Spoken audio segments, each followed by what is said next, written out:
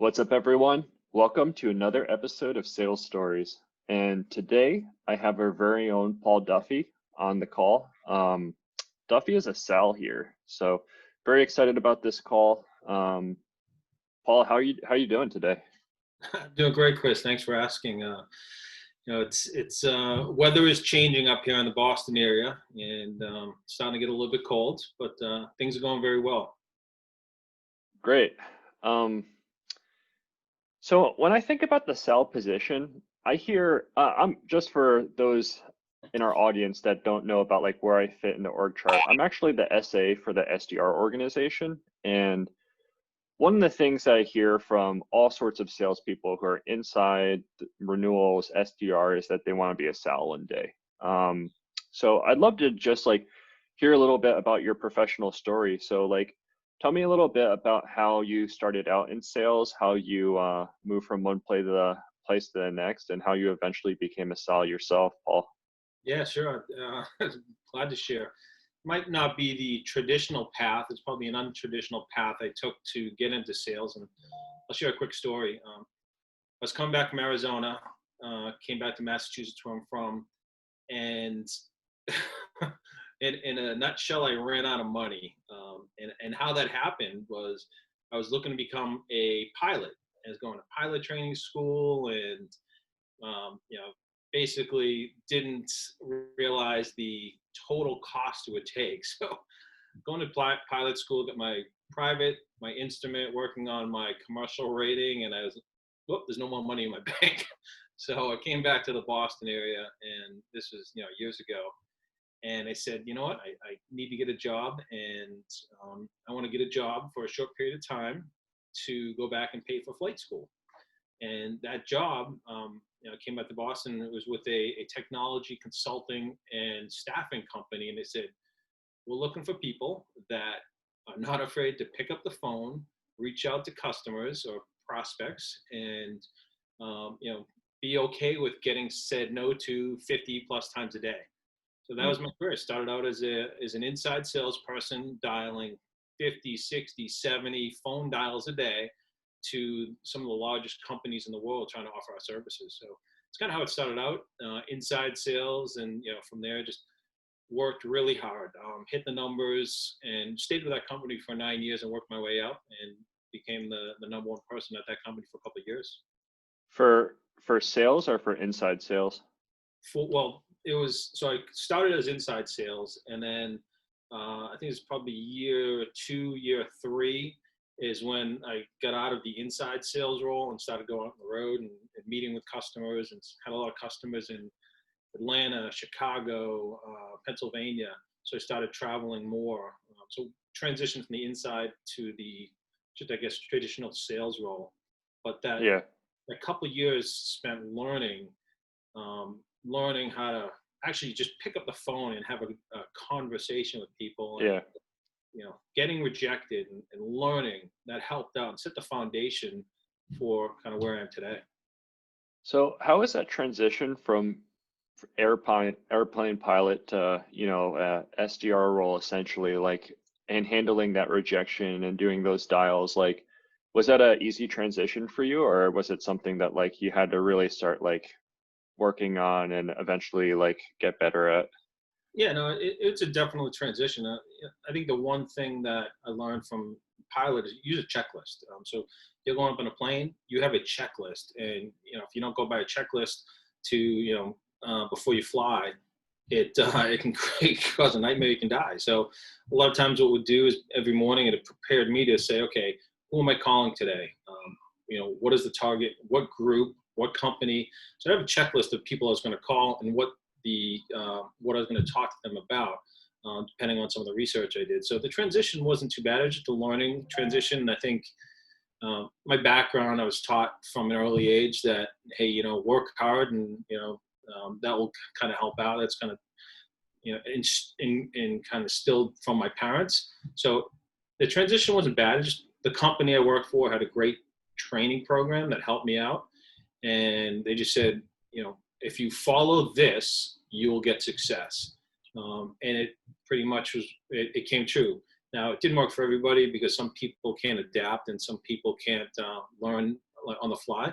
But yeah, it worked out well, and I still look back to that first day at that company in the training program and how they prepared me for where I am today, because it was fantastic how they went about Hmm. their business. That's really interesting. Tell me about the transition from inside to outside sales. So like, was it just like, like, I think that what I see in a lot of companies is that you're in an inside role, and then once you start like leveling up, then you start getting called out into the field for just like specific deals. And then eventually, like you eventually move out into an explicit 100% outside sales role, and you're still doing like WebEx and like calls and stuff like that, but your title moves over, right? So like, well, how was that transition for you? Was there like a lot of learning that you had to do? Was it what you expected? I'm just curious as to like how that transition was. Yeah, the transition, yeah, it kind of like you said, it started out, a certain point. And what happened from that company was once we start to, once we as an organization and myself started to see success at some of these key clients, some of the largest companies in the world, um, we started generating revenue, and the revenue became bigger and bigger. And I went Yeah, to my management team. I said, hey, they're starting to pay us hundreds of thousands of dollars a year. I think it makes sense to go out and meet these people, because we had yeah. these transactions where it's just all over the phone. And I said, just from my standpoint, I think it makes sense to meet. So that's how it kind of started a transition. It started with, one buyer that was ended up buying a lot from us, and where it really works. So going from inside to outside is when you're meeting face to face, they see you, they trust you. Um, that is when it helps out to then transition to someone else in the organization, because they've met you, they've kind of, you've gone out to dinner with them, they now trust you, and you can say to the customer, we'll say Sally, thanks so much for the time, thanks for being a customer. Who else do you suggest could use our services? And I think that's where it's important to have the transition from inside to outside, because meeting people face to face goes a long way. And it still does, unfortunately, in these times, not as much. We can't go out and see our customers today like we used to. That will probably change at some point. But that transition, meeting people face to face, understanding and whiteboarding with them, and that's what I used to love to do, is whiteboarding with the customer. Help me understand what some of your goals and objectives are, and how can I, as a partner, help you and to deliver on some of those goals and objectives. So that's the transition to kind of the outside role. Once you get in their office, things open up quite a bit. Was that? I'd love to. Let me formulate this. Let me formulate this question. Tell me about like how big the difference is between inside and outside sales. Is it like an astronomical difference, or is it like if you're good at inside sales, then you're 90% the way there, or you're 70% the way there, or it's like you have to learn a completely new skill set almost? It's the inside sales aspect. It's a lot of email, it's a lot of phone calls, it's a lot of whatever, a lot of the tools that you have at your disposal at that time. So from that standpoint, there's a lot of repetition. The transition to an outside, it's learned. It can be learned and innate. I mean, I don't know. I think I have a decent ability to bond with people, and Yeah, I think people that maybe a robot just picking up like the phone and dialing or sending out 1,000 emails a day, they may have that ability. I don't know, but it takes someone that can engage somebody, someone asks really good questions, because I think when you get on site with somebody, it's really about the asking the questions and digging down deeper into kind of what they're looking to accomplish and some of the challenges and maybe some of the pains they're facing. And I was fortunate that first company, they trained us on Sandler, and that helped out a lot. So when I did go into the field, it made that process a little bit easier. That being said, the first time I showed up at a customer, I was with my boss, so he had a little bit more experience, and I just kind of followed from him. And then at the next trip, I said, His name was Matt. I said, Matt, listen, I got this. I'm going to go out and do it myself. I have a great rapport with the customer, and they're starting to approach $1 million with us. So I'll go out. I got it, and off from there. And I was out at that one customer. They both had operations in Chicago and Milwaukee, and I'd be out there probably twice a month, flying out from Boston. So Okay. it's learned. It's a little bit of both. I'll say it this way: can any and every inside salesperson become an outside salesperson? Probably not every single one of them, but if the organization has a good learning program and can teach people how to approach customers and truly dig into some of their pains and challenges and where they're looking to go and peel back that onion, then people can have success. I think that that's really interesting what you just mentioned about like a training program. You mentioned it in your first sales role, how like you still use those skills.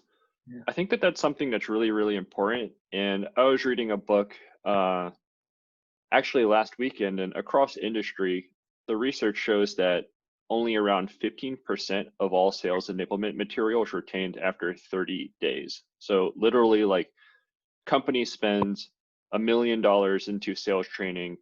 Out of all of that stuff across industry, people don't remember 85% of the material after 1 month.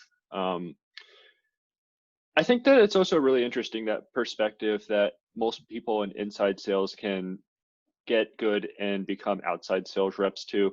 Can you talk to me a little bit about like what sort of things that should they be working on, right? So like let's just say that I'm mentoring like a really, really, really like ambitious and hungry inside salesperson, really wants to land their first sal role. What would you recommend, like if you are mentoring this person, like, hey, you should start like thinking about X, Y, and Z skill? What's like the growth path look like from an enablement perspective? Yeah, let's say I'm a mentor to somebody. What I would do is I'll use my set of accounts as kind of a kind of sounding board. I'd say, okay, Steve will say, Steve, this is what we want to learn. We want to understand kind of the key strategic initiatives that this company is doing. And then what comes out of those strategic initiatives are going to be technology programs. And from there, how do we kind of impact and make some of those programs successful? So understanding high level business initiatives, and how from there, they might have 5 initiatives: drive revenue, reduce cost, increase customers, whatever it may be, reduce security risk. Understand those, and then work and those projects, and then find out who's owning those projects. So I would first say to someone that want to move into this position, understand the business or businesses you want to work with, some of their key initiatives, and who's owning them, and plug in how can we help those organizations. So that kind of would be the first thing. And then let's say identify 50 people at those companies that are responsible for delivering those services. All right, let's now work to get in front of those people, because a lot of those people might be brand new to us, and we want to show value. Like, let's say if we're prospecting brand new into these clients, we want to be able to show value to those people who are trying to get on the phone or respond via email. And value can come in forms of different ways. I can probably assure you that, hey, my name's Paul. I saw you oversee DevOps. Let's set a meeting. There's no value in that. What there's value is sharing information, sharing any type of information that might be pertinent to them, for those particular people. And then I like to show value. It could be a white paper. It could be introduction to somebody else. It comes in many ways. So that's what I would do is identify key initiatives, identify the people that are responsible for some of those initiatives, and reach out to them and show value on how we can help those folks. A good example, I won't mention the customer because I'm not sure if this is going to be just internal or not, but one of our customers said, I am spending a ton of money with X security vendor. It's millions of dollars, and our security posture is still not where it needs to be.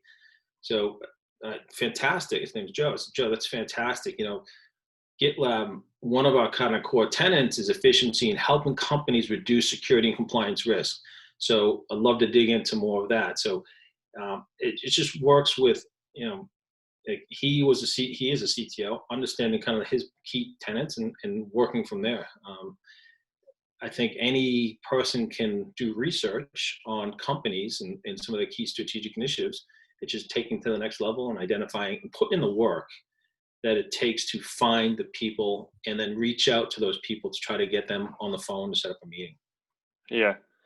I'd love to hear a little bit about, so it's like you're in the sales position, you've been definitely very successful in your career. I'd love to hear your thoughts on just sort of like, there's all of this sales material out here, right? There's a million blogs, there's all these books, Challenger Sale comes to mind. How much do you think like, well, yeah, I'm just curious as to like, so someone's in an inside sales position, they're an SDR here and they're really hungry, they're trying to level up. Like, what do you think makes the most sense? Like read a bunch of books, like get a mentor, shadow, like, because like, I think that there's a difference between understanding theory and having practiced the actual behavior, right? So it's like, I understand the theory of basketball because I watch a lot of basketball, but it's like, doesn't mean that I can like do crossovers and stuff. So like, I'd love to hear a little bit about just like the actual leveling up practice or the leveling up process, right? So it's like, what sort of like specific activities could someone do so that if an opportunity ever appeared, they could be like, all right, I feel like I've put in the time in the gym so that like, I'm good to go basically. Yeah. So learning, I always start with learning. When I got that job, the first that I mentioned way back when, I would get in the office a half hour early, and I would study. It's a technology consulting company, and I didn't know much about technology. My fear was I'm going to get someone on the phone and not know what I'm talking about. So what I did, I spent the first half hour just learning all these technology terms. So that'd be the first thing, just kind of understanding the space that you're in, so you can talk intelligently to people. Reading books is good. We just started a book club here, so reading is good. Um, Getting a mentor, critical. So understand kind of the success at that company I was talking about. I saw one of the top people, and his name was Peter. I said, Peter, listen, you're doing very well. I want to kind of get to where you're going. And I sat down with Peter multiple times to understand what he was doing differently than everybody else. So getting a mentor is critical. And then lastly, don't be afraid to fail. Let's say if you're inside and you're calling somebody right now and they hang up on you, big deal. You know what? You can call that person back probably next week. They probably won't remember. One thing I can't stress enough is just because one person hangs up, or one person says, we don't want to talk to you, GitLab, that doesn't mean the whole organization doesn't. The person might be having a bad day. They just bad timing, whatever. So it's persistence. Be persistent as well, because persistence will pay off. There was a Sal here, a SDR. He's now in the finance team, Joey Davidson. I had a customer that I said, help me understand why you took the call. And he said, because Joey is very persistent, more persistent than any other SDR that was out there. So persistence is key as well. So, reading books, get a mentor, be persistent, and don't be afraid to fail. Yeah, I really like a lot of those tips. One thing that you mentioned before is that you think that most inside salespeople could eventually be successful in an outside role. And I think that one of the things I immediately thought about is there's a lot of well, I'm really interested in outliers, and I'm really interested in just sort of like, almost just sort of like, I'm just trying to like phrase this the right way. Like what makes someone great, right? So it's like in any industry, so like business, sports, like what are the key ingredients that make someone great?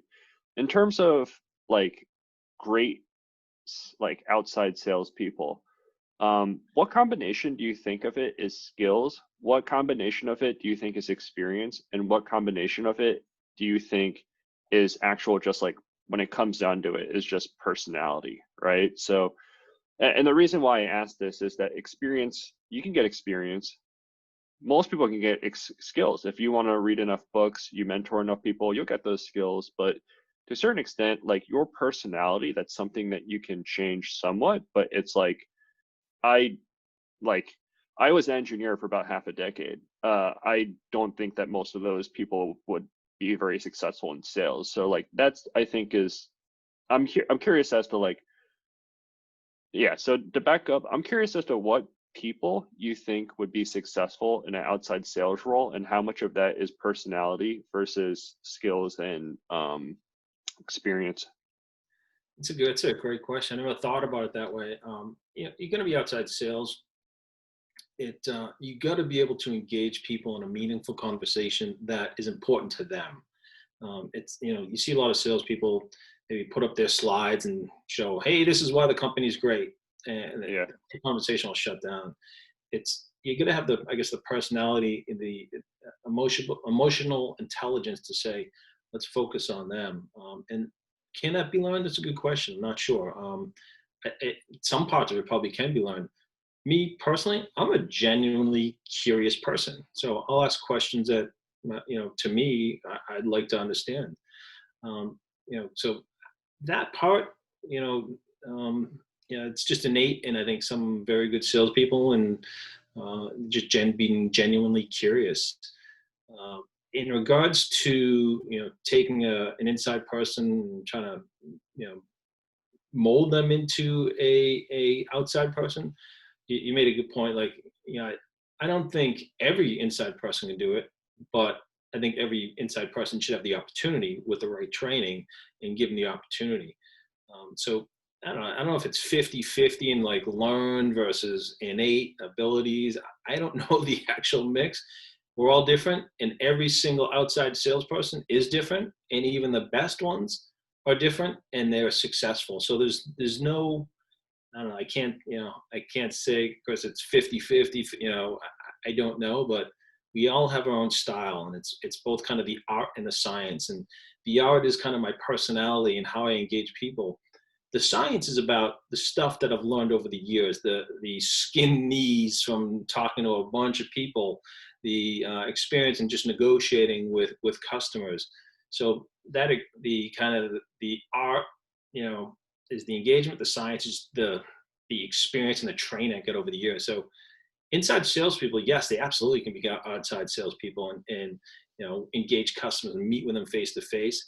It's just they want to spend a little bit of time inside and skin their knees a little bit, understand kind of what it's like to fail, because every single person sitting in my seat has failed and failed over and over and over again. Was it Michael Jordan said, I've taken 10,000 shots throughout my career. I forget the number. It's some analogy, and I'm not doing it justice, but he's missed like X amount of them. And because he's done that, because he's failed so many times, he's successful. So it just takes a little bit of, you don't transition from an inside salesperson to an outside salesperson and become successful day two, because you need a little bit of that experience to kind of skin your knees and take some shots and feel what it's like to get rejected. So I wish I could say 50-50, or, I just don't have a good solid, definition or percentage of where it is. I'm thankful I got some great training when I was earlier. GitLab provided some great training as well. And I have an innate ability, I believe, to just connect with people and understand kind of what they're, looking to achieve and how we can help them out. Yeah, thanks for sharing. I love what you talked about with enablement. For those that are listening to this podcast that maybe they're not in inside sales, maybe they have no conception of what sales is about. Let's just say that you are in the finance department and you just looking at, honestly, like, I know this happens from time to time because I see the applications come in, but it's just sort of like people see the salary ranges for sales and then they're drawn to it in other roles. And one of the things so I was an engineer for half a decade, and one of the things I heard all the time was like, you know what, I just don't have the personality for it. I'm just like, I'm an introvert or something like that. In my own story, like, I was an engineer for a while, and like I was really before I entered into sales, it was actually scary for me because like I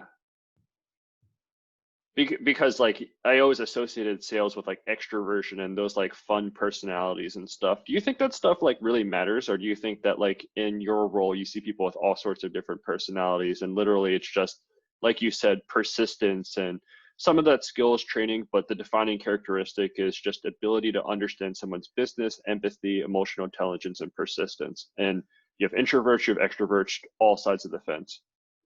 I think introverts and extroverts can be successful. I look at some of the leaderboard of some of the people on the GitLab sales team.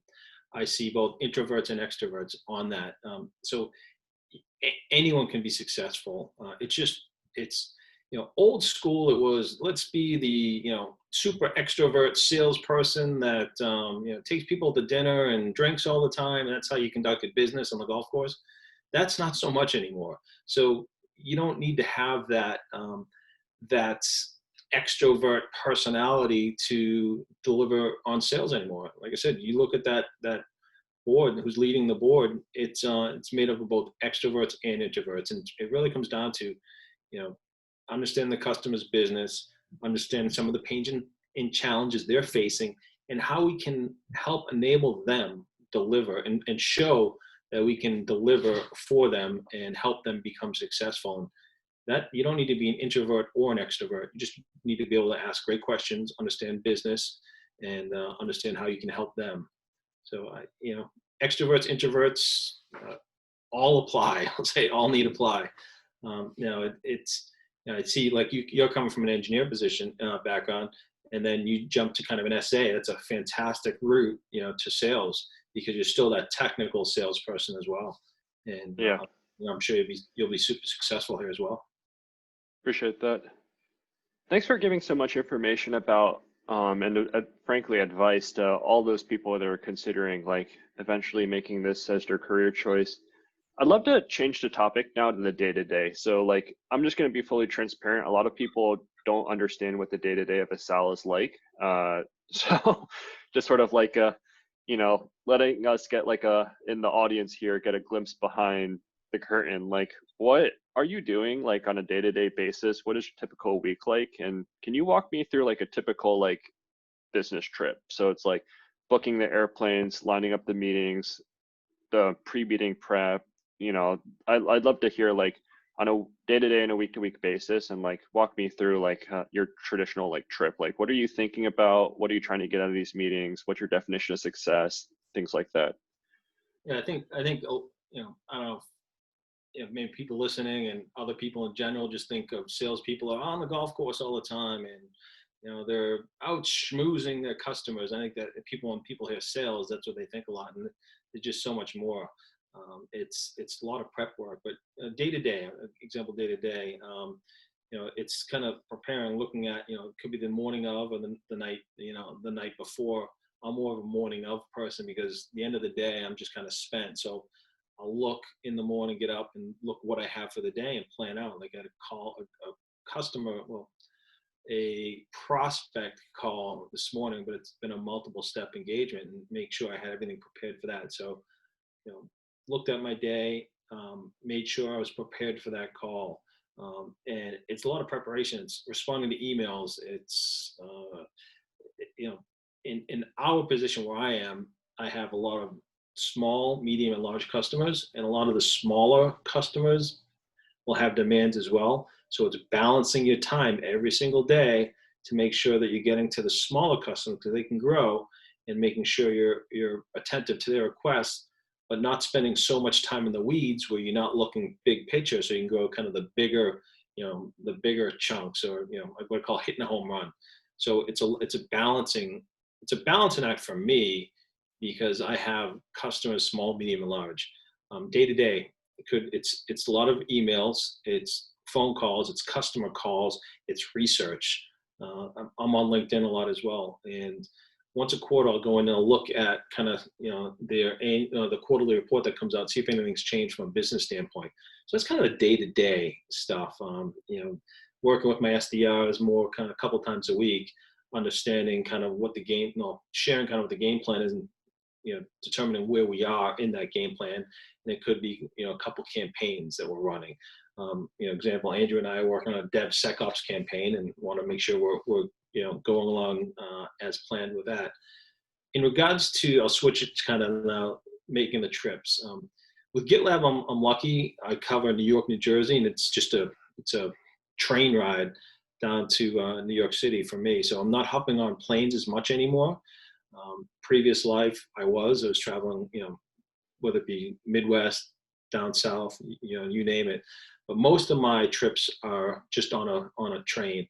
And that's good because on the train, you can get work done 3.5 hours down in New York City and get the work done that I need to, but it's preparation.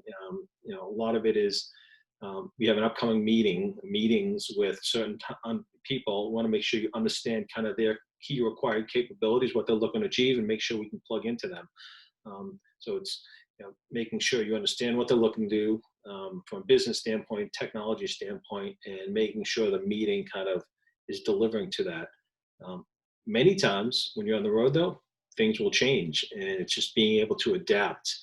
And example is, let's say you're in a meeting and then boom, the CIO walks in and you're talking to a director level, and the CIO has a different view of things, and you have to be able to adapt to talk more. That's interesting. More from a business standpoint than so much a technical standpoint.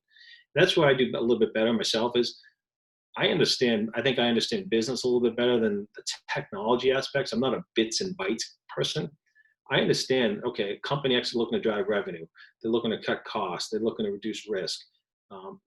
Being a business major from college, I understand that stuff a little bit better. So I rely on my SAA quite a bit. But going to the things when you go on the road, you need to make sure just the little things like your hotel's booked, your train's booked, where the meetings are, calendar management, letting other people know you're not going to be, available, and making sure that. I think that's probably some stuff that people, might not think of. It's not hard. It's just making sure that it gets done.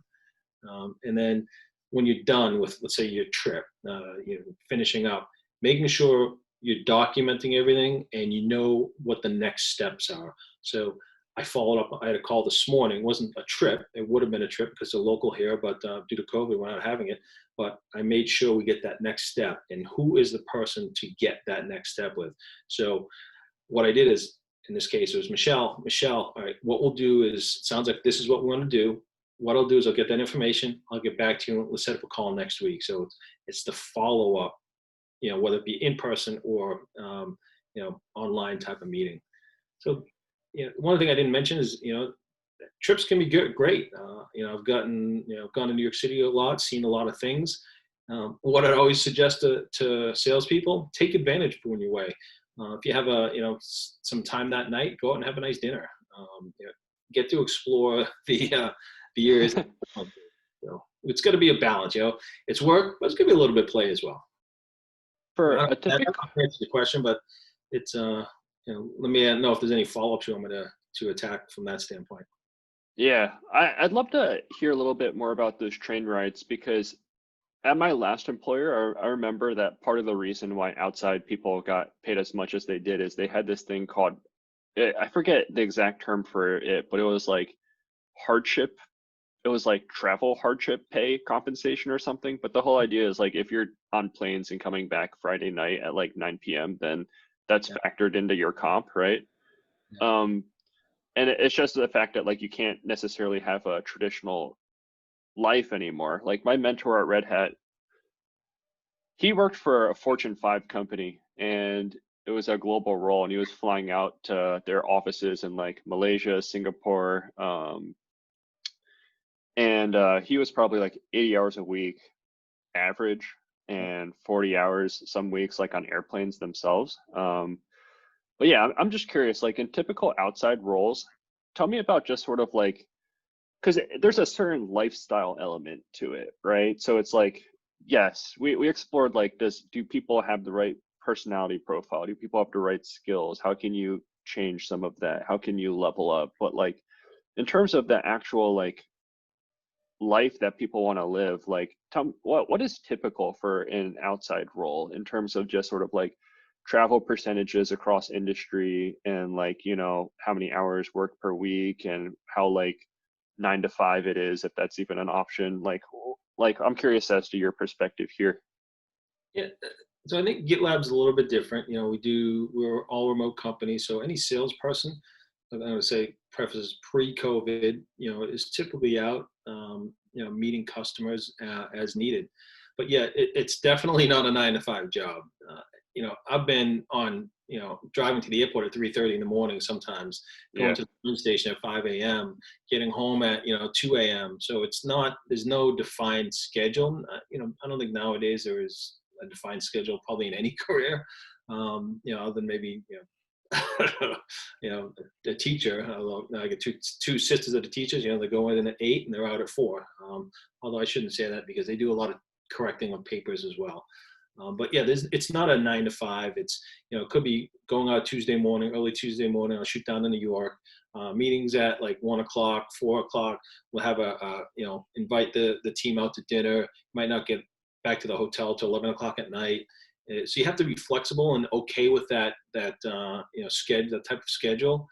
And, you know, it could be the next morning, you know, more meetings. And then, you know, depending how long, my trips are usually 2 to 3 days when I do go away. And you have to be adaptable and book a lot of meetings as well, because typically what will happen is when you're on the road, say you have 4 meetings set up, at least one's going to get canceled for some reason. But you got to be adaptable, and like I said, it's have some fun. Like, your customers are people as well. They like to go out and have a nice dinner. They like to go out and see things, maybe a show. So have fun while you're on the road, but make sure when you're on the road, you're getting the things done, because it's expensive to fly or, you know, take a train and pay for the hotels down there. But yeah, it's a different world. You have to be adaptable. You have to not be ready for the 9 to 5. And like I said, sometimes you're leaving very early in the morning if you have an early flight, or you can fly out the night before and you're missing, you know, an extra night. So be adaptable and be used to a lifestyle that is not a traditional lifestyle. And I think you mentioned the point, the hazard pay type of thing. We don't get a hazard pay. You know, salespeople the good salespeople are compensated well, and it's just part of the job. So you accept that as part of the job. How many hours per week, like including all the travel, is it usually across industry? When you say across industry, you're talking let's like across all different industries, like you know. Across tech outside sales. Like, what do you think is average? Like, so what I mean by that is if you start your day at 9 and then you get back to the hotel at like 7, like that's included. Like, even though you had that dinner and stuff, that's included into there. So like from an hour perspective, like what do you think everything is added up for tech sales across Yeah, for outside roles? it's less now because I'm not having customer dinners. You know, on the road, you know, let's say, like I said, I'll do 2 or 3 days. I'll leave on an early train down to New York City, and I'm leaving the house at 6 a.m. And that night, I might have dinner, and, you know, I'm getting back to the hotel 10, 11 p.m. So, you know, there's a long day. The next day might be less, but, you know, average in a week when you're on the road, and I'm not on the road every single day, every single week. I'm on the road probably every other week during normal times, and it's probably 2 days a week travel. It could be shooting down to New York, then shooting over to Jersey, going to Long Island. It really depends. But during normal times, it's probably 60 hours a week. You know, I'm different. When I was younger and I had no children, I would, you know, I was working really, like I said, I get in the office early and learn as much as I can. I was 7 to 7 every single day, every Yeah, Monday, Friday, and then every other Saturday, I was doing work just to try to kind of put myself ahead of anybody else from a sales perspective. So right now, that's probably 60 hours a week. okay. I heard that beep go off and respect your schedule. Do you have a hard stop at 2, or can you like Uh, keep on going for a little bit? No, that's just a reminder I have. So part of it now that I'm putting together some quotes for 3 different customers. So yeah, it's not a hard stop, but I do need to get those up today. Okay. We'll get some time. Um, yeah, so how about we just end this section with a good story that's like typical of like what life is like in outside sales, and then we'll just end the podcast there. So, I mean, I just remember like so many crazy stuff happens, unexpected things happen. CIOs walk in their room. Like, give me a story that like personifies like what outside sales is like. Well, it's, we hope all outside sales, and we're coming back from the trip, we get $1 million PO, but it doesn't happen all the time. I'll share a fun story. And I think this is maybe what people think of happens all the time at outside sales, Yeah. but not so much. And this happened 15 years ago, but I think it personifies what people think of outside sales. The customer, it was a very large industrial customer. They have healthcare, they have aviation.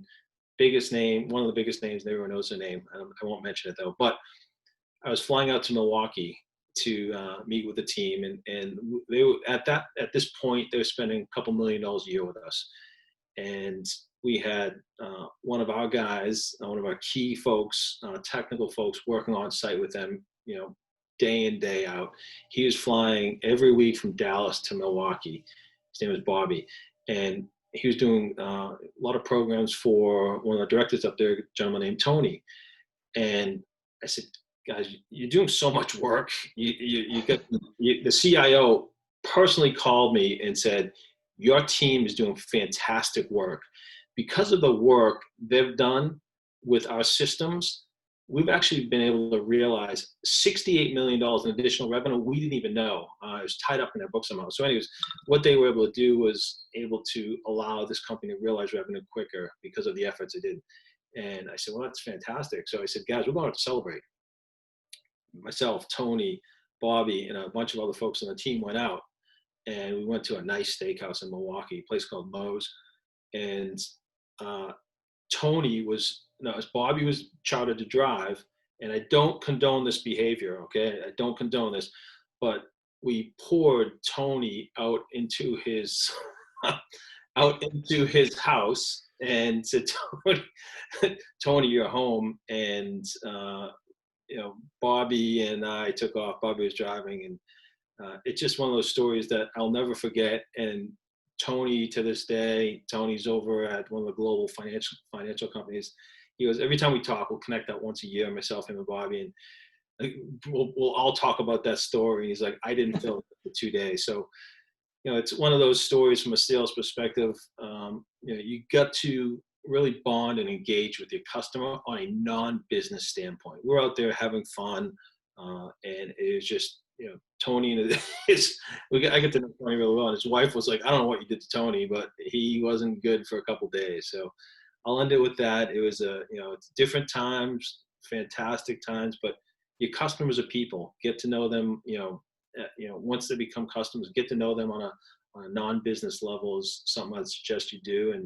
And I do that, and I still have friends that were former customers back from those days, and that's kind of why I make the curve. And I enjoy those relationships because I know I can call Bobby, I know I can call Tony, I know I can call Tony's boss, Chris. He's retired now, but have talks about the good old days. So that's it. And I'm looking to, we'll continue to build some of those relationships here at GitLab. And we are doing so with some of the largest companies in the New York and New Jersey area. Yeah. Thanks for sharing that story.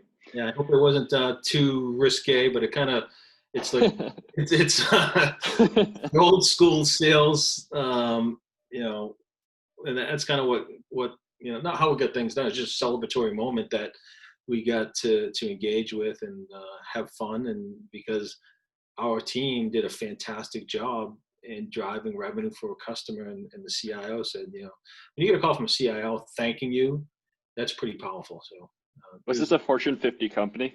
Yes. Fortune 50 company called Paul to congratulate him. That's awesome.